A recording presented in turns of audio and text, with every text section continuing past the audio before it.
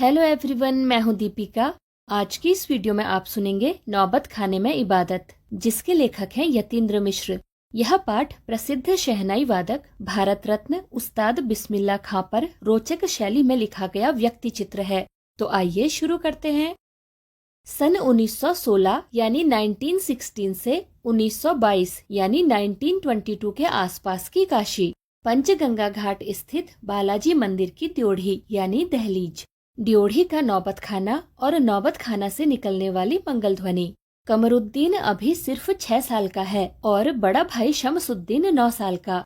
कमरुद्दीन को पता नहीं कि राग किस चिड़िया को कहते हैं, और ये लोग हैं मामूजान वगैरह जो बात बात पर भीम पलासी और मुल्तानी कहते रहते हैं। क्या वाजिब मतलब हो सकता है इन शब्दों का?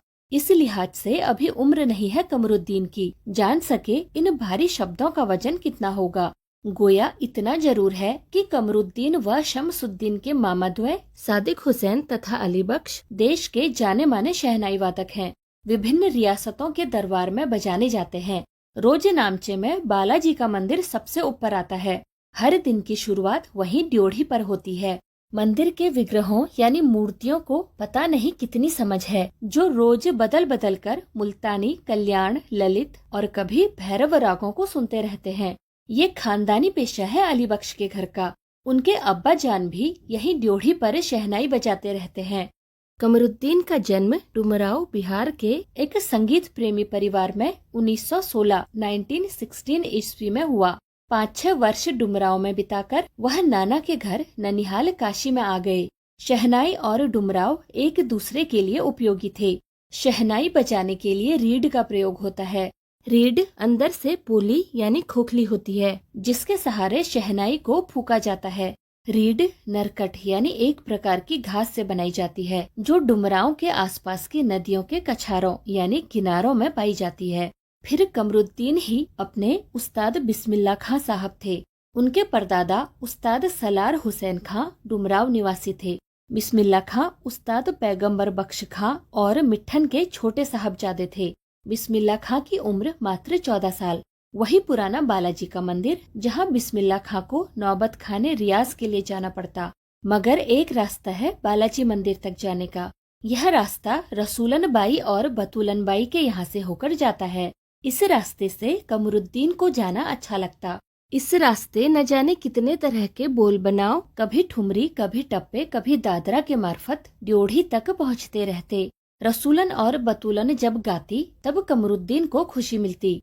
अपने ढेरों साक्षात्कारों में बिस्मिल्लाह खां साहब ने स्वीकार किया है कि उन्हें अपने जीवन के आरंभिक दिनों में संगीत के प्रति आसक्ति इन्हीं गायिका बहनों को सुनकर हुई।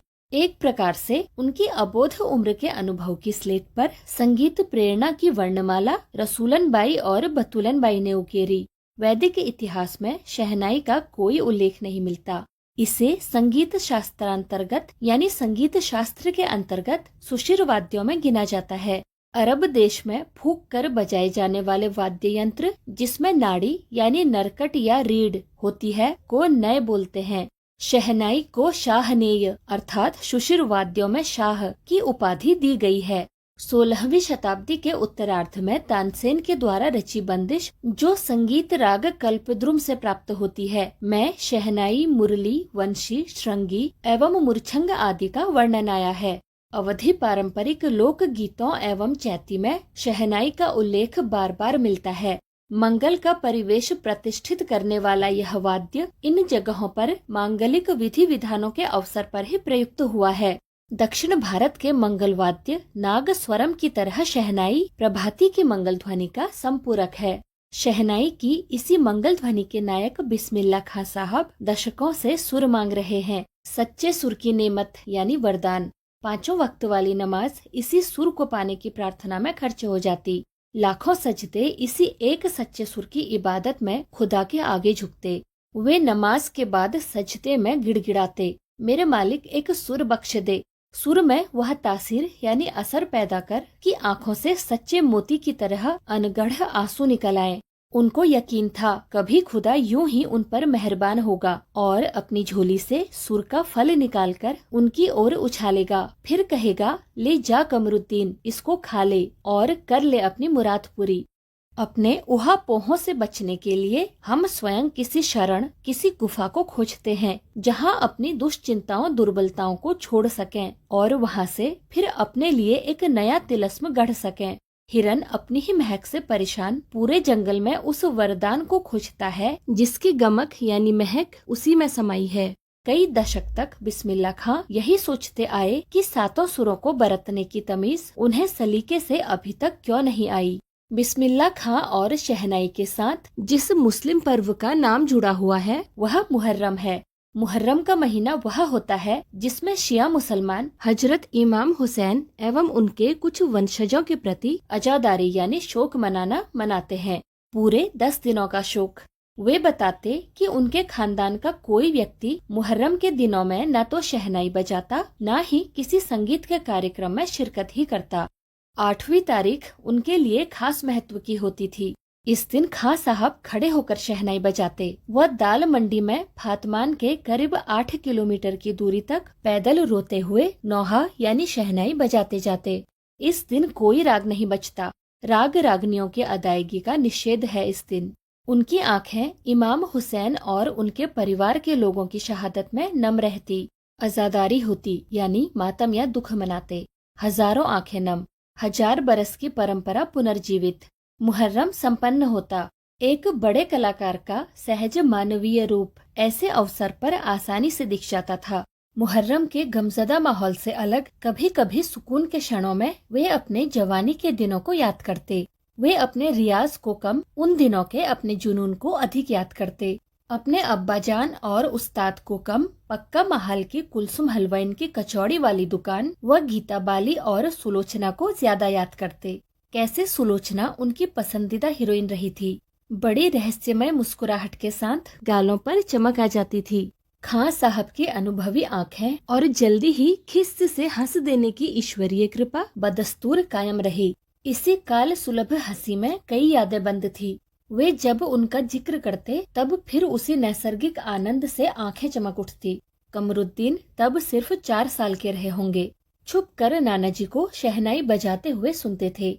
रियाज के बाद जब अपनी जगह से उठकर चले जाएं, तब जाकर ढेरों छोटी बड़ी शहनाइयों की भीड़ से अपने नाना वाली शहनाई ढूंढते और एक एक शहनाई को फेंक कर खारिज करते जाते। सोचते, लगता है मीठी वाली शहनाई दादा कहीं और रखते हैं।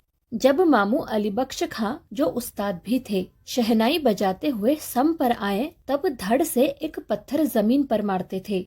सम पर आने की तमीज उन्हें बचपन में ही आ गई थी, मगर बच्चे को यह नहीं मालूम था कि दाद वाह करके दी जाती है, सिर हिलाकर दी जाती है, पत्थर पटक कर नहीं। और बचपन के समय फिल्मों के बुखार के बारे में तो पूछना ही क्या। उस समय 3rd क्लास के लिए 6 पैसे का टिकट मिलता था। कमरुद्दीन 2 पैसे मामू से, 2 पैसे मौसी से और 2 पैसे नानी से लेता था। फिर घंटों लाइन में लगकर टिकट हासिल करते थे। इधर सुलोचना की नई फिल्म सिनेमा हॉल में आई और उधर कमरुद्दीन अपनी कमाई लेकर चले फिल्म देखने, जो बालाजी मंदिर पर रोज शहनाई बजाने से उन्हें मिलती थी। एक अठन्नी मेहनताना।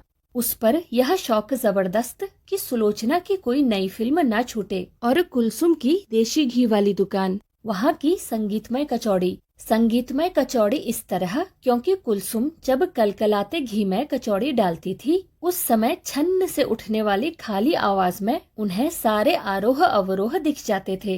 राम जाने कितनों ने ऐसी कचौड़ी खाई होंगी, मगर इतना तय है कि अपने खां साहब रियाजी और स्वादी दोनों थे। और इस बात में कोई शक नहीं कि दादा की मीठी शहनाई उनके हाथ लग चुकी थी। काशी के संगीत आयोजन की एक प्राचीन एवं अद्भुत परंपरा रही है। यह आयोजन पिछले कई दशकों से संकट मोचन मंदिर में होता आया है। यह मंदिर शहर के दक्षिण में लंका पर स्थित है। वह हनुमान जयंती के अवसर यहाँ 5 दिनों तक शास्त्रीय एवं उपशास्त्रीय गायन वादन की उत्कृष्ट सभा होती है। इसमें बिस्मिल्लाह खां अवश्य रहते थे। अपने मजहब के प्रति अत्यधिक समर्पित उस्ताद बिस्मिल्लाह खां की श्रद्धा काशी विश्वनाथ जी के प्रति भी अपार थी।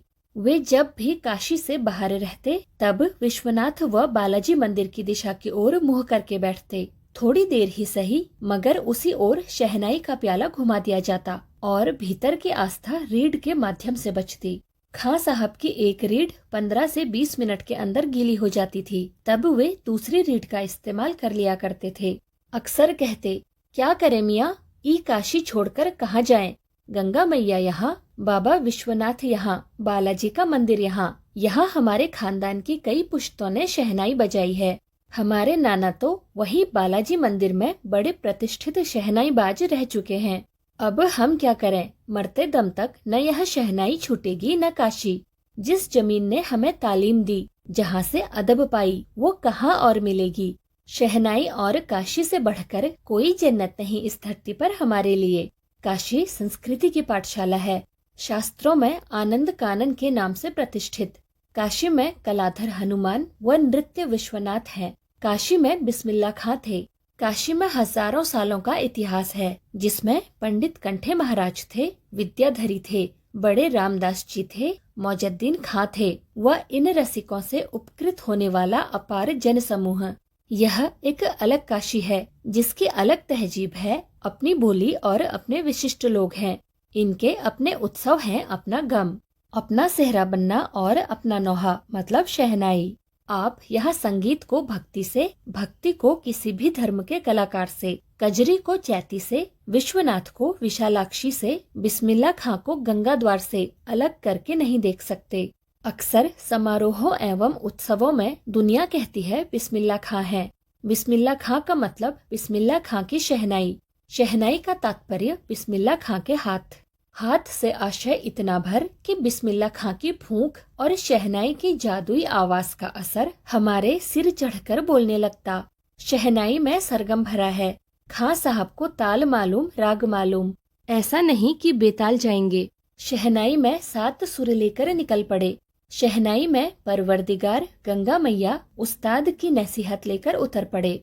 दुनिया कहती सुभान अल्लाह, इस पर बिस्मिल्लाह खां कहते अल्हम्दुलिल्लाह। छोटी छोटी उपज से मिलकर बड़ा आकार बनता है। शहनाई का करतब शुरू होने लगता। बिस्मिल्लाह खां का संसार सुरीला होना शुरू हुआ। फूंक में अजान की तासीर उतरती चली गई। देखते देखते शहनाई 1.5 शतक के साज से 2 शतक का साज बन साजों के कतार में सरताज हो गई। कमरुद्दीन की शहनाई गूंज उठी। उस फकीर की दुआ लगी जिसने कमरुद्दीन से कहा था बजा बजा। किसी दिन एक शिष्य ने डरते डरते खां साहब को टोका, बाबा आप यह क्या करते हैं? इतनी प्रतिष्ठा है आपकी, अब तो आपको भारत रत्न भी मिल चुका है। यह फटी तहमद न पहना करें, अच्छा नहीं लगता। जब भी कोई आता है आप इसी फटी तहमद में सबसे मिलते हैं। खां साहब मुस्कुराए, लाड़ से भरकर बोले, धत पगली, ई भारत रत्न हमको शहनाई पे मिला है, लुंगिया पे नहीं। तुम लोगों की तरह बनाव सिंगार देखते रहते तो उम्र ही बीत जाती, हो चुकती शहनाई, तब क्या खाक रियाज हो पाता। ठीक है बिटिया, आगे से नहीं पहनेंगे, मगर इतना बताए देते हैं कि मालिक से यही दुआ है, फटा सुर न बख्शें। लुंगिया का क्या है, आज फटी है तो कल सिल जाएगी। सन 2000 की बात है। पक्का महाल काशी विश्वनाथ से लगा हुआ इलाका से मलाई बर्फ बेचने वाले जा चुके हैं।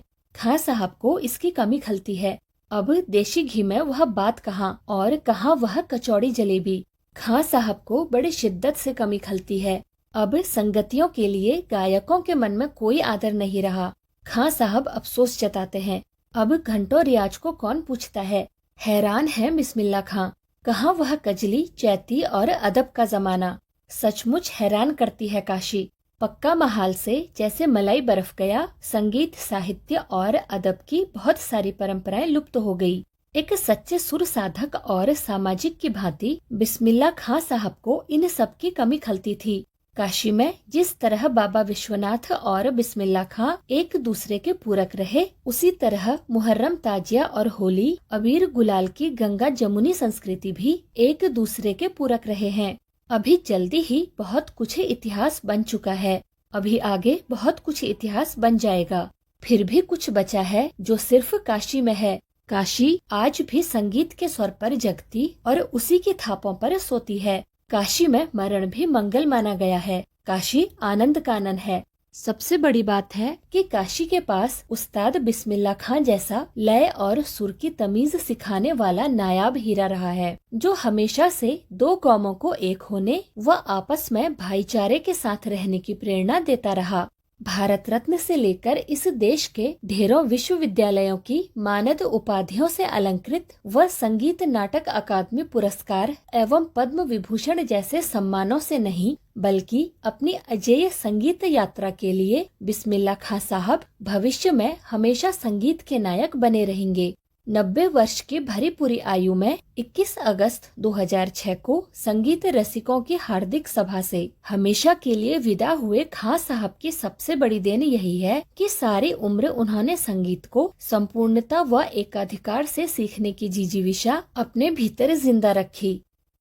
आज की इस वीडियो में बस इतना ही। वीडियो में अंत तक बने रहने के लिए आपका शुक्रिया। तो मिलते हैं अगली वीडियो में एक नए अध्याय के साथ। Thank you.